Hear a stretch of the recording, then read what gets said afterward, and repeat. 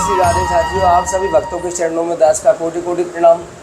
दास स्वागत करता है आपके अपने चैनल ब्रज आधार श्री राधा में। यद्यपि आज हमारे सामने संत बैठे हुए, आज हमारे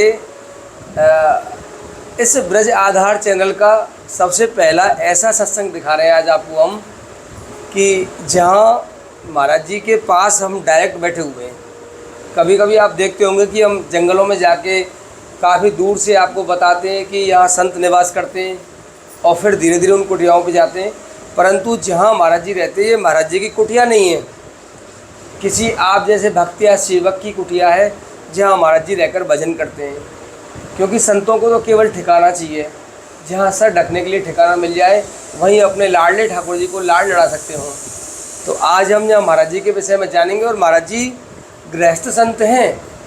आपको बता दें, आज पहला ऐसा सत्संग होगा कि जहाँ आप गृहस्थ संत, एक प्योर वैष्णव जिसे कह सकते हैं, जो गृहस्थ के सारे कर्तव्य निभाते हुए भी भगवत मार्ग पे बड़े आसानी से चल रहे हैं। गृहस्थ हम भी हैं, आप भी हैं, और वैरागी संत भी हमको मिलते हैं जिन्होंने गृहस्थ को नहीं बसाया हो, परंतु जो गृहस्थ में रहकर साधना करे, पूरा संतमय जीवन जिए, ऐसा दर्शन आज आपको हम पहली बार कराने वाले हैं। तो महाराज जी का अनुभव जानेंगे हम कि महाराज जी इस घोर जो बिल्कुल जो घनघोर कलयुग चल रहा है, इसमें एक गृहस्थ का पालन करना बड़ा कठिन है। यह गृहस्थ का पालन करते हुए कैसे भगवत आराधना और साधना करते हैं और इनसे हम क्या सीख सकते हैं, और गृहस्थ में रह के हमारा भी कल्याण कैसे हो, कैसे हम उस भगवत मार्ग की ओर चलते हैं, ये महाराज जी के मुख से हम जानेंगे। महाराज जी राधे राधे। राधे श्याम, जय राधा माधव। महाराज जी छोटा सा ही निवेदन है हमारा। तो पहले तो महाराज जी ये सामग्री है, ये याद नहीं रहेगी महाराज जी, ये किसी की तरफ से नहीं है, ये पूरा 1 महीने का राशन है। इसमें दाल चावल आटा सब कुछ है महाराज जी, 1 महीने का। हम लगभग संतों को प्रतिदिन ये सामग्री भेंट करते हैं। और ये महाराज जी किसी व्यक्ति विशेष की नहीं है, ये जम्मू से माँ वैष्णो देवी की सामग्री है महाराज जी। एक भक्त हैं, उन्होंने कहा मेरा नाम मत लिया करो, आप ये बोला करो माता वैष्णो देवी ने भिजवाई है सबके लिए। तो और मुक्त हो गए, देने वाले भी मुक्त हो गए और लेने वाले भी मुक्त हो गए, और बीच में निमित्त भी मुक्त हो गया महाराज जी। मेरा तो है ही नहीं कुछ भी, हम संतों को महाराज जी ये प्रतिदिन भेंट करते हैं। महाराज जी थोड़ा सा प्रश्न है मेरा, आप गृहस्थ में रहते हो जी, और गृहस्थ में रहकर आप साधु जीवन जीने का प्रयास कर रहे हैं या जी रहे हैं वो आप जाने, परंतु मैं आपको काफ़ी समय से देख रहा हूँ कि आप गृहस्थ का पालन करते हुए भी एक संत समाज में आपका प्रवेश है, आपका संत स्वरूप है।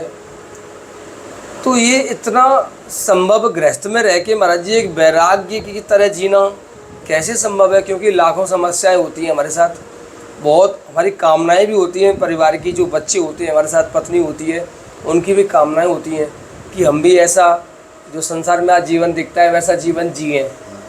लेकिन आप कैसे करोगे? आपने तो अपना जीवन ठाकुर जी के हवाले कर दिया पूरा, तो इनकी कामनाओं के लिए कैसे महाराज जी आप प्रयास करेंगे? देखिए ये सब ठाकुर जी की कृपा है।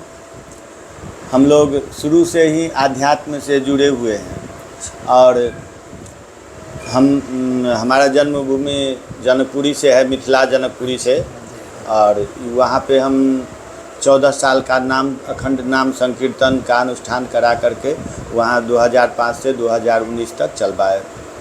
उसके बाद ठाकुर जी की लीला थी, जो गृहस्थाश्रम में आ गए, लेकिन धर्मपत्नी भी ऐसी मिली जो हमसे ज़्यादा विरक्ति के लिए तड़प रही थी। हाँ, बहुत हम समझाए कि ये समय बहुत ख़राब है, नहीं निभा पाएगा, लेकिन फिर भी बोली कि जो ये जन्म फिर दोबारा नहीं मिलेगा मानव जन्म, इस जीवन को सुधार लीजिए।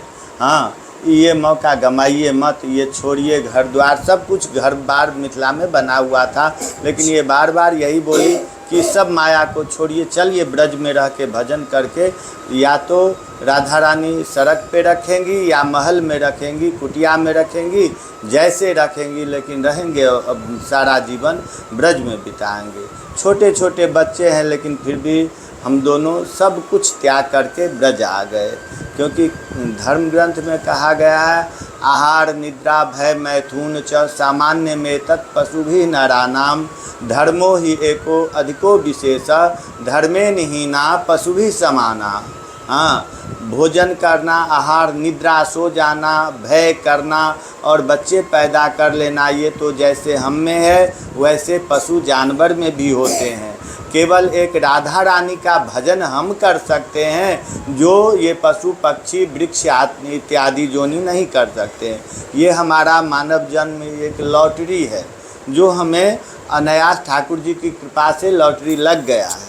अगर इस लॉटरी को हम नहीं संभाल पाएँ तो प्रायः फिर ये जीवन हमें ये अवसर नहीं मिल पाएगा। इसलिए हम लोग सब कुछ त्याग करके राधा रानी के बल से, एक भरोसो एक बल एक आस विश्वास, एक ही भरोसा है कि राधा रानी हमारी है। हाँ, हम राधा रानी के ऐसे सुनते आए हैं कि राधा रानी सबकी है। एक बार कोई संत बोला था कि नंद बाबा वहाँ पे नंदगांव में झरोखा पे बैठ के बोलते हैं कि अरे आओ सब दूध ले जाओ, जिसके पास पात्र है दूध ले जाओ। तो राधा रानी सुन के आई तो विश्वान बाबा से बोली कि बाबा मैं भी दूध बांटूंगी। नंद बाबा झरोखा पे बैठ के बोलते हैं कि दूध ले जाओ, पात्र लेके आओ, लेकिन मैं घोषणा करूंगी कि सब आ जाओ, पात्र हो या ना हो, दूध ले जाओ, पात्र भी मैं दूंगी, दूध भी मैं दूंगी। तो मैं सुन रखा था कि राधा रानी कुपात्र को भी अपना लेते हैं। यही सुन कर के मैं इनके चरणों में आ गया, और जब से आया हूँ इतने दुलार से राधा रानी रख रही हैं, बता नहीं सकता हूँ। इतना कृपा है जितना कृपा का कभी उम्मीद नहीं किए थे, और उस योग्य भी मैं नहीं हूँ। इतना कृपा करके रख रही हैं, इतना दुलार प्यार से रख रही हैं। हाँ, तो इसी के बस यही भरोसा है। किसी से जाते मांगते भी नहीं हैं, किसी से कुछ जाते मांगते भी नहीं, कोई याचना नहीं करते मुझे। हाँ जी जी, बस एक ही भरोसा है, कहें व्यास भरोसो कुमार के शोभे पाँव पसा। हाँ, काहू के बल भजन के, काहू के आचार, व्यास भरोसे कुमार के तो शोभे पाँव पसार। बस इन्हीं का भरोसा है, और देख रहे हैं कि जो हमें आवश्यकता कल होगा उसका व्यवस्था आज कर रही हैं ये। हाँ, कल की भरोसा रहता नहीं, कल होगा ये हम जानते हैं, तो आज पहले व्यवस्था करके रख देती हैं। हाँ, ये दोनों बच्चे हैं, ये बड़ा वाला निमाय है। आ गया हो तो दिखा रहे हैं। हाँ हाँ जी जी, दिखा दो आप, इधर आ जाओ, इधर आ जाओ। ये नहीं, आप वहीं से दिखा दो, मैं दिखाऊंगा। हाँ, बड़ा हाँ, बड़ा बच्चा का नाम निमाई है, निमाई चरण दास। छोटे बच्चे का नाम निताई चरण दास है, और ये उनकी माँ है। तो इस तरह से हम लोग ब्रज में रह रहे हैं। हाँ, ब्रज में रहना ही एक भजन है। भजन बने या ना बने, ब्रज में रहना ही एक भजन है। सभी तपस्याओं का फल जो होता है, कोई भी तपस्या करता है उसका फल होता है, और ये सभी तपस्या का, सभी अनुष्ठान का परम फल है कि ब्रज में वास मिल जाए। और वो किशोरी जी, ब्रज में क्या कहें, ब्रज तो 84 कोस ब्रज अति पावन है। पवित्रा नाम च पवित्र, पवित्रों को भी पवित्र करने वाला है। तीर्थराज प्रयाग भी यहाँ आकर के पवित्र होते हैं। लेकिन कहते हैं, कन्हैया कहते हैं कि अगर कोई जीव वृंदावन में रह रहा है तो मेरे साथ साथ रह रहा है, और यदि कोई बरसाने में रह रहा है तो मेरे हृदय में रह रहा है। तो किशोरी की ऐसी कृपा है जो हमें तो बरसाने वास दे दिए हैं, कन्हैया के हृदय में रह रहे हैं, और कुछ चाहिए नहीं। आप जैसे बता रहे थे अभी मुझे कि मिथिला में सब कुछ था जी, अपना परिवार, घर, मकान, दुकान, खेत, क्या सब कुछ था। तो वहाँ से आप अपनी पत्नी के कहने के साथ आए कि चलो ब्रज में भजन करेंगे। हाँ जी, हाँ। तो परिवार में जो और भी लोग बच्चे होंगे आपके, हाँ, माता पिता, भाई बहन, हाँ, सब होंगे, चाचा ताऊ आदि। हाँ, हाँ। तो उन सब की कामनाएं भी तो रोकती है कि हमारा बच्चा घर से जा रहा है, हमारी पुत्र वधू जा रही है घर से। जैसे माता जानकी जी गई भगवान राम के साथ, उन्होंने भी जनकपुर छोड़ा तो पूरा जनकपुर रोने लग गया था। उसी प्रकार संसार के समस्त गृहस्थ दाम्पत्य जीवन के लिए अपना घर ही जनकपुर है और घर से बाहर जाना ही वनवास है। मैं ये नहीं कहता आप भगवान थे, एक उदाहरण दिया है। जैसे भगवान ने जनकपुर छोड़ा वैसे ही घर से अगर पुत्र वधू और पुत्र जाते हैं व्यापार की दृष्टि से या किसी भी दृष्टि से, तो घर वालों की एक कामनाएं होती हैं कि हमारे बच्चे भी होंगे छोटे से, इनको खिलाएंगे दादा दादी की। तो क्या उनके मोह पास ने आपको नहीं जकड़ा? नहीं, इसलिए कि हमारा जो इस शरीर से संबंधित जो परिवार है वो 4 भाई हम थे। 4 भाई में हम सबसे छोटे हम हैं और सब अलग अलग रह रहे हैं, लेकिन सब वैष्णव, पूरा परिवार स्त्री पुरुष सब वैष्णव हैं और सब अध्यात्म से पूर्ण रूपे जुड़े हुए हैं, सब अध्यात्म सत्संग से जुड़े हुए हैं। तो जब हम ऐसा विचार किए कि अब हम गृह त्याग कर रहे हैं तो सब रोए, लेकिन इसलिए रोए कि हमारा ऐसा भाग्य कब आएगा कि हम भी एक घर गृहस्थी से बंधन से मुक्त हो सके। तुम तो मुक्त हो करके जा रहे हो, हम लोग कब मुक्त होंगे? हम लोग यही नरक में पड़े रहेंगे क्या? इस तरह से सब व्याकुल हो करके रोए। बहुत दूर तक ग्राम से बाहर तक आकर के जो है हमारे स्वागत में पूरा गांव ही समझिए, पूरा गांव स्वागत में आकर के पीछे पीछे आकर के स्वागत करके हम लोगों को विदा किया। हाँ, लेकिन ये नहीं कि मत जाओ, मत जाओ, इसमें पड़े रहो, तो ये तो अविद्या का संसार हो गया। जहाँ अविद्या का प्रसार है वहाँ ऐसा होता है, लेकिन जहाँ अध्यात्म है, अध्यात्म का प्रवेश है, घर पर भी रहते थे तो संध्या में सुबह में कीर्तन, हरिनाम कीर्तन जोर से बोल के कीर्तन जैसे होता है, पूरा परिवार मिल के करना, ये सब सारा कुछ वहाँ चल रहा था। हाँ, प्रत्येक एकादशी को 24 घंटा नाम कीर्तन वहाँ भी चल रहा था आते टाइम तक। हाँ, तो ऐसा माहौल था। विवाह से पहले भी आप भगवतमय जीवन जीते थे? हाँ, पूरा भगवतमय जीवन। विवाह से पहले ही हम अखंड कीर्तन का 14 साल का अखंड नाम कीर्तन, एक हम लोगों के पास में भोला बाबा मंदिर है जटेश्वर नाथ महादेव, वहाँ अखंड नाम कीर्तन 14 साल का अनुष्ठान करवाए थे, जो 2005 में संकल्प लिए और 2019 तक चलता रहा, 14 साल तक। इसलिए ध्येय ये था कि हम मिथिला में जन्म लिए हैं और मिथिला के जमाई हैं, मिथिला के जमाई हैं राम जी, और राम जी 14 साल वनवास में गए हैं, तो उनके वनवास में जाने के उपलक्ष्य में हम लोग 14 साल तक जय सीताराम सीताराम सीताराम जय सीताराम ये मंत्र से कीर्तन करते रहे 14 वर्ष तक रात दिन। हाँ, उसके बाद हम शादी किए। हाँ, तो ये गृहस्थाश्रम में आ गए। आपने जैसे मुझे बताया कि अब हम ब्रज में आ गए और यहाँ श्री किशोरी जी सब व्यवस्था करती है, बड़े प्रेम से रखती है। ब्रज में सोना भी कल्याण है। हाँ जी, बिना भजन के भी कल्याण हो जाएगा। लेकिन जो शास्त्रों में बताया गया है कि उस ब्रह्म को ज्ञान के द्वारा भी जाना जा सकता है, ये तो हो गया प्रेम मार्ग आपका, जो आपने बताया। ब्रज में गए, श्री जी के चरणों का आश्रय लिया और जीवन यापन शुरू कर दिया अपना। लेकिन एक ब्रह्म को ज्ञान के द्वारा भी जाना जाता है, जो शौच आदि क्रिया है, तप आदि क्रिया है, सत्य आदि क्रिया है, जो एक ऋषि मुनि जीते हैं, उस ब्रह्म को प्रेम और ज्ञान से दोनों से जाना जा सकता है, ऐसा शास्त्रों ने बताया है। लेकिन सरल कौन सा है? हम गृहस्थ में रह के जो लोग ब्रज में कभी नहीं आ सकते, जो शास्त्र चिंतन कभी नहीं कर सकते, अच्छे संतों का दर्शन कभी नहीं कर सकते, सत्संग कभी नहीं मिलता। यद्यपि आज यूट्यूब के माध्यम से लोग, अब जैसे हमने आपका सत्संग लिया, ऐसे सुन लेंगे, लेकिन जो मैं अनुभूति करता हूँ आपके पास बैठ के, वो तो नहीं कर पाएंगे सभी लोग।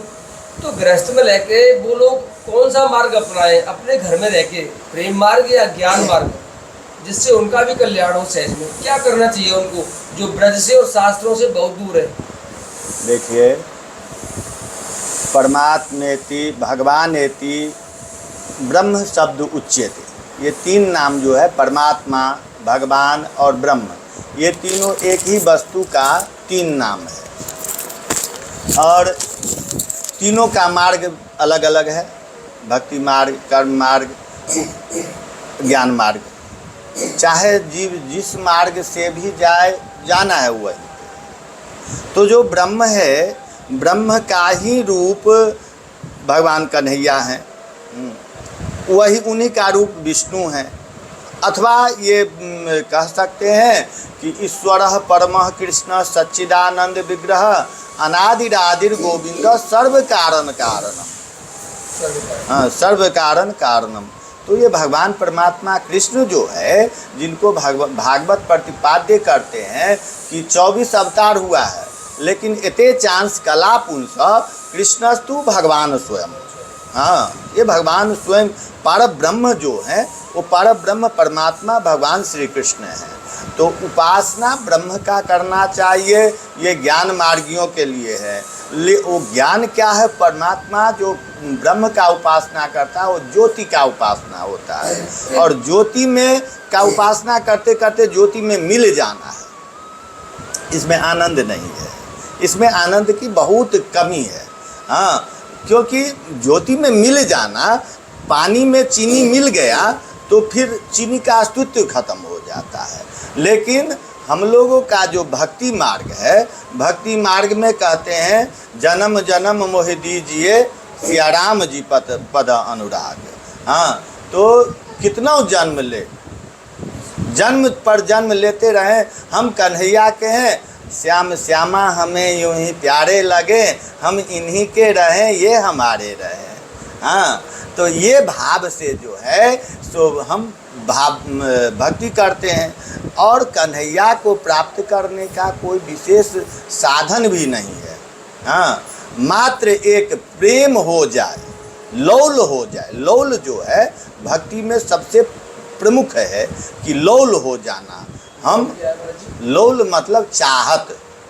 हाँ, चाहत जो है, चाह जो है, यही प्रमुख भक्ति का अंग है कि हम भगवान के हैं तो भगवान हमें मिले। हाँ, भगवान हमें मिले। ये चाहत जितना उत्कंठित होता जाएगा, भगवान हमारे उतने ही नज़दीक आते जाते हैं। और कहते हैं कि ऐसा होना चाहिए, चाह कैसा होना चाहिए, तो वित्रासुर जैसे बताते हैं, बत्सा जैसे वत्स तरा बछड़ा जो है तो अपने मैया के दूध पीने के लिए जैसे व्याकुल होता है, वैसे होना चाहिए। फिर बोले दूध पी कर के वो शांत हो जाता है, फिर वो व्याकुलता खत्म हो जाता है। तो बोले नहीं नहीं, ऐसा नहीं। अजात पक्षाइव मात्र खगा, जैसे बिना पंख वाली जो नवजात पक्षी का बच्चा होता है, अपनी मैया के लिए तड़पता रहता है कि कब मैया आएगी, चोंच में दाना लेके मेरे चोंच में डालेगा। ये वृत्तासुर का भाषण है। हाँ, वृत्रासुर बता रहे हैं कि अजात पक्षा इव मातरः खगा, जैसे अजात बिना पक्ष का पक्षी अपने मैया के लिए व्याकुल होता है, वैसे ही हमें कन्हैया के लिए व्याकुलता आनी चाहिए। बोले नहीं, ये भी बहुत बड़ा नहीं है। हाँ, ये भी थोड़ा हो जाता है। जब मैया आ जाती है और दाना डाल देती है मुंह में, तो उसका व्याकुलता शांत हो जाता है। बोले तब कैसा होने चाहिए? तो प्रियतरम पीयूषम पीयूषन्ना, जो जैसे एक पतिव्रता नारी अपने विदेश गए पति के लिए व्याकुल होता है, वैसे हमें भगवान के लिए व्याकुलता होनी चाहिए। हाँ, पतिव्रता नारी व्याकुल होती है जब उसका पति विदेश रहता है, लेकिन आने पर उसका उत्कंठा और बढ़ते जाता है, उसका प्रेम और बढ़ते जाता है। तो ऐसा ही लौल हमारा होना चाहिए भक्ति मार्ग में। और भक्ति स्वतंत्र सकल गुणखानी, इसमें कोई नियम नहीं है, इसमें कोई साधन नहीं है। एकमात्र उनके लिए चाहत, छटपटाना। हे प्रभु, आज का भी दिन निकल गया, आज भी सूर्यास्त होने को आ रहा है, आज भी मैं तुमको नहीं पा सका, क्या पता कल ये दुनिया देखे हम न देखें। ऐसी छटपटाहट होनी चाहिए। हाँ, इसी जन्म में नाथ तुमको मैं पालूं। व्याकुलता ये होनी चाहिए कि हे नाथ, ये जन्म फिर मिलेगा या कि नहीं मिलेगा। ये जन्म तो अब मिल गया है, इसी जन्म में नाथ मैं तुम्हारा हूँ, तुम में ये अब तो ऐसा स्थिति हो जाए कि या तो तुम मुझ में आ जाओ या मैं तुझ में समा जाऊं। हाँ, ऐसी स्थिति है प्रभु, अब तुम्हारे बिना रहा नहीं जाता है। अब तुम या तो मुझ में समा जाओ या मैं तुझ में समा जाऊं। हाँ, ये भक्ति का व्याकुलता है और तब आनंद आता है ब्रज में रहने का। ब्रज ऐसा धाम है, यहाँ नहीं भी भजन किया जाए फिर भी भजन बनते रहता है।